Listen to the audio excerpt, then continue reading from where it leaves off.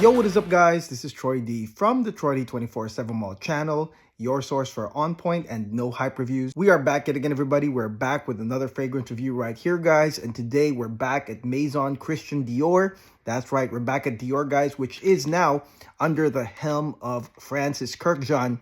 And so this is their latest fragrance that has a lot of mixed reviews. So today I'll give you guys the lowdown, the truth, the bottom line on this fragrance right here. Now, before I continue, please do not forget to like and subscribe, guys, okay? Liking, subscribing, and watching the ads is a great big deal to this channel, especially that we are actually 500 away from 20,000 subscribers. So thank you to everyone who has supported this channel over the past 3 years.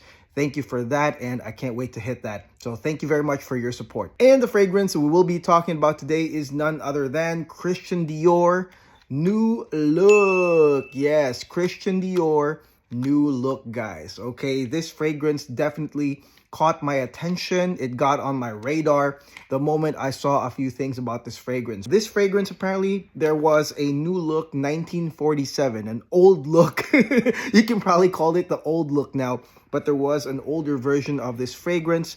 This is not a remake, apparently, of that fragrance. It's not like a flank or a remake. And also, the release of this fragrance is in conjunction with a new Apple TV series called New Look as well, which is about fashion designers making it through World War II. I mean, what a grim time to be a fashion designer. I'm pretty sure it's related or somewhat like what happened in COVID, but definitely this is in relation to that as well. So not only that, but this New Look was advertised in Korea by my wife's favorite K-drama actor, Cha Yun-woo. So, you know, it really got me all excited. I really wanted to try this. A lot of mixed reviews. So let's go spray this thing right now.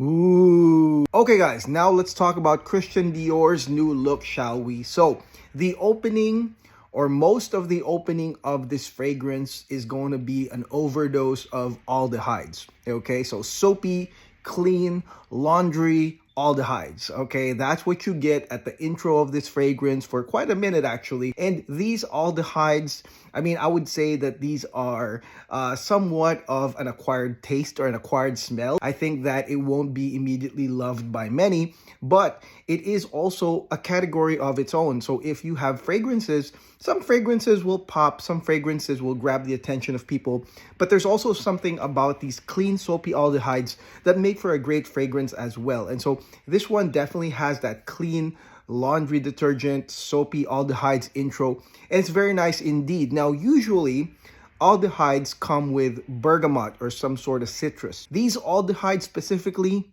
there's no citrus counter note. However, there is somewhat of a counter note that some people are describing as somewhat of a gin and tonic type counter note. And when I did my research, there's actually some aldehydic notes that have their own sort of sparkling counter note. It's not citrus, but it's sort of like a gin and tonic type counter note that is blended well with the clean and soapy aldehydes. Now, for some people, these types of intros are uplifting. To me, it's mood enhancing as well, but there's a definite modern feel to it on like an almost monochrome background. And I guess that's why the color of the bottle or the juice is like either white or gray. And that's because that's what the mood is. It's like a gray like mood. It's almost like there are like, you know, a bunch of cloudy skies outside. It's very city, it's very monochrome, and you're just moving along, snobbing everybody. That's kind of like the message that it gives to me. And it gives me my own personal uplifting feel with the clean, soapy aldehydes, guys, okay? So it's more of like a personal scent to me, a personal snobby mood enhancer in the city. That is my first impression of that. Just all those nice aldehydes with a little bit of that counter note in the intro of New Look. Okay, now let's talk about the mid of New Look. And this is quite interesting because this format of Dior is pretty much almost the same as Tom Ford, where they don't really give away all the notes of their fragrance. And when it comes to New Look, there's only 3 that are publicly known, and that's basically your aldehydes and then your incense, and then in the end it's like amber and woods, guys. Okay, so with that being said, you know, in my opinion, this type of approach is kind of like a 50-50. You could do that and you could get the curiosity of people such as myself, but also it could be a dagger as well, because there are some people that maybe will have negative experiences with incense or aldehydes, and they might immediately judge this fragrance based on that. Like, oh my God, there's an incense heart. I hate incense. This isn't gonna work out. And that's why reviews like this is pretty important, guys, because I'll give you guys even these hidden notes that are in this fragrance, guys, based on my testing. Now, obviously, guys, we're not gonna get a strong incensey curvy note. Okay, guaranteed. If you know your perfumes, Kirk John ain't just gonna throw in this like churchy incense in there, okay? Especially if you have these nice soapy clean aldehydes to begin with, okay? So right here in the mid, I would say that the incense is a very low-key incense that provides a woody, slightly smoky approach right here. But the one thing that people really don't cover regarding the mid, in my opinion, is the appearance of white florals. In my opinion, there's also iris, as well as some yellow florals in the end. Okay, so that's something that is interestingly in the old New Look that in my opinion is still here. And so that puts in perspective this fragrance, right? Because you have these nice aldehydes that keep you uplifting and fresh as you move along. And so it's only natural that you're going to have a low-key incense to just provide a nice backbone here, but also some nice white florals to keep the sparkling thing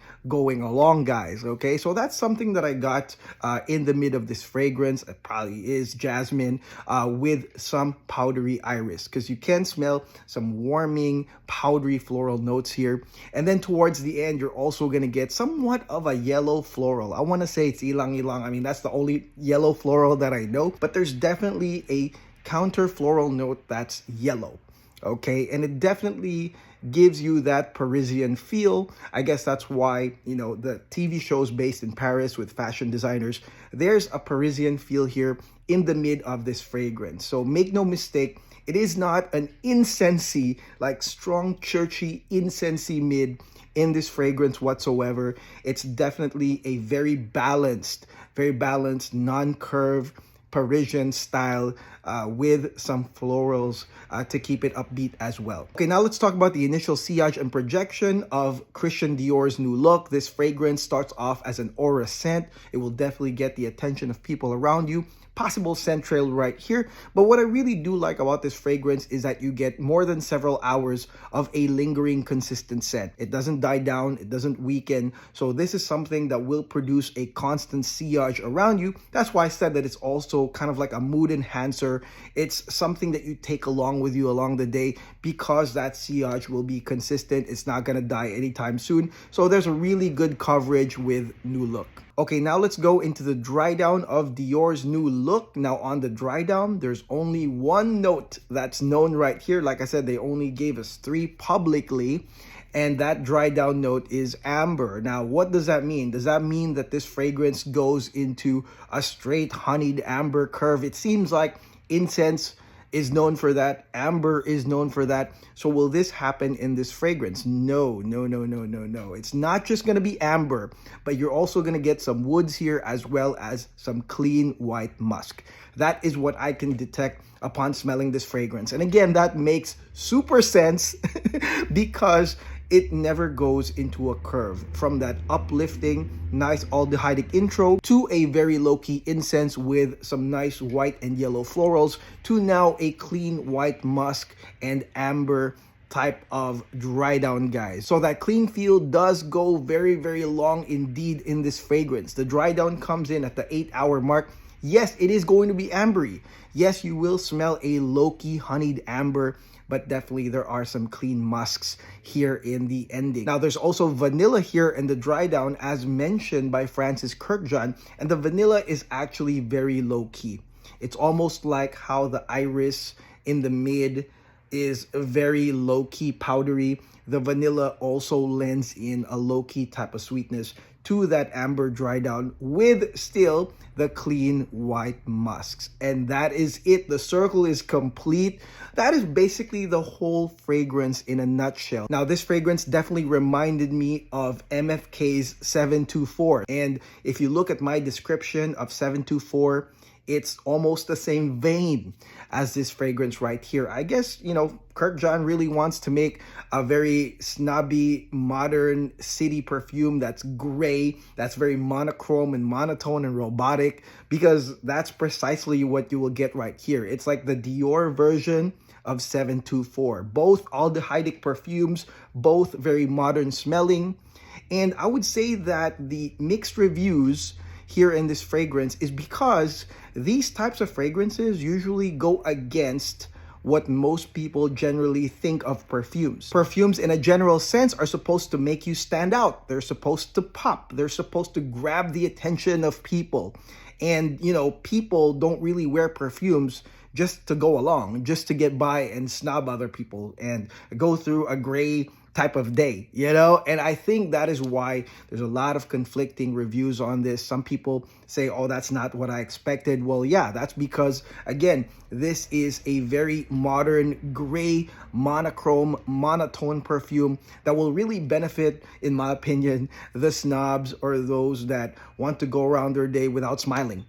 You know, and that is what I can say about that. It's definitely one of those perfumes that has its place in anyone's collection, but it won't be like a core perfume that, you know, you can relate to a lot of other perfumes in your collection. This fragrance, in my opinion, will be liked by the Byredo heads, the Le Labo heads, the MFK heads. I think that this will be liked by those that like clean aldehydic, clean white musk types of fragrances, guys. So definitely try this fragrance. And total performance, what I can say here is that it is over 12 hours, which is really, really nice, okay? And again, very consistent lingering scent that doesn't really weaken, and it lasts a very, very long time. Something I really like when it comes to perfumes, guys. Now, this fragrance to me is unisex, guys, if you are wondering. But to me, the women can make the most out of this fragrance more than the guys. Because if you look at the women that love fragrances from Le Labo and Byredo,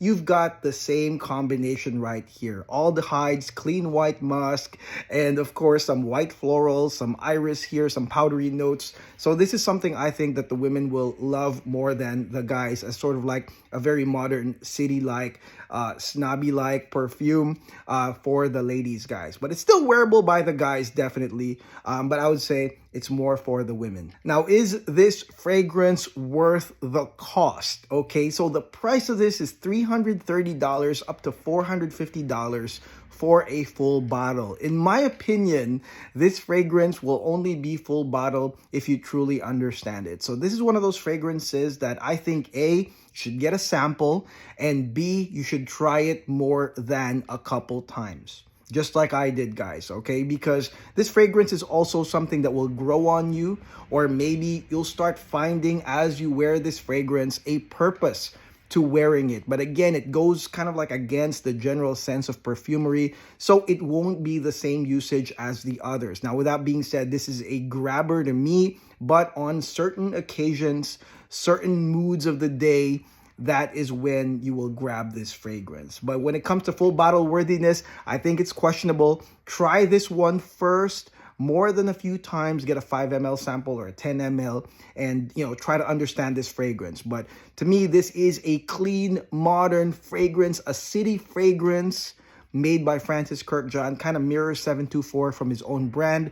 It's very usable. It's a grabber. It's nice, but I'm not so sure about the cost, guys. Pretty expensive for that. And that is it. That is my no hype review on Christian Dior's New Look 2024 by Francis Kirk John. Let me know in the comments below what y'all think of this fragrance. If you've tried it, it's pretty easy to try this fragrance. No, you don't really need to buy a sample. You just go to a department store, and I'm pretty sure you can try it over there. Let me know in the comments below what y'all think. Did this come out just as I described for you, or not? Or did you hate it? Did you love it? Let me know in the comments below, guys. And again, please do not forget to like and subscribe as we are headed to 20K. I appreciate all your support. I'll see you guys on the next video. God bless. Take care.